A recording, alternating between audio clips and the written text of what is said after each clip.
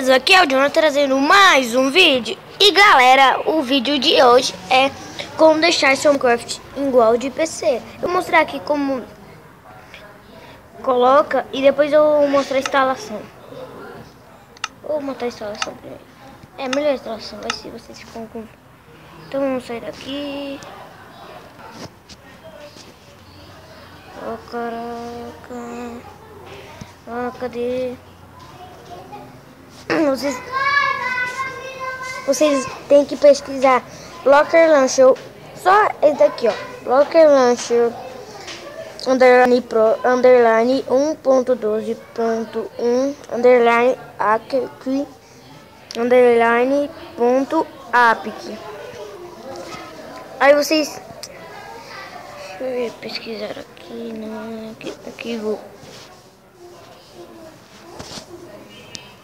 Eu acho que aí vocês instalam, vai aparecer, espere 4 segundos, aí vocês apertam fechar a propaganda, aí vai lá, aperta download, vocês instalam e tá aqui. Agora eu vou mostrar como colocar, não, deixar o seu Minecraft, os crafting igual de PC e a setinha bem pequenininha. Ó, vem nessa chavinha aqui, launch options restart requiret. Eu não sou muito bom. Vocês vêm aqui em use desktop GUI. Ó, use desktop GUI, você bota on.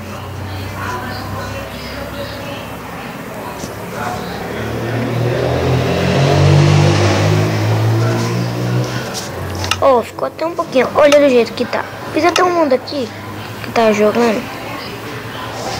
E ó, como, olha meu inventário, gente. Que bom. Olha, e olha a seta. Olha minha fonte. Olha a craft table. Olha a fornalha.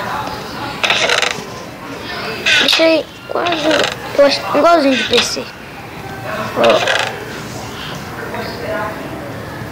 O top que eu tô precisando aqui. Vou pegar madeira aqui, pedra.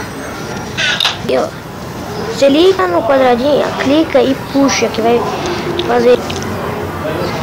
Tô ouvindo barulho de ar.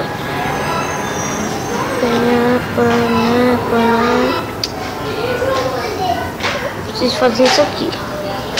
Eita, nossa. Olha, ó, mostra até o dano que ela dá. 3 de dano. Eita, nós. Ah, eu peguei 2, nossa.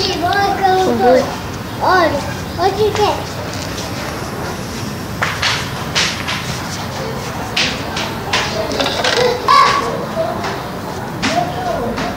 Oi. Fiz 2 picaretas, gente. Então, galera, o vídeo de hoje é esse. Se você gostou, deixe seu like e se inscreva no canal. Valeu, falou e tchau!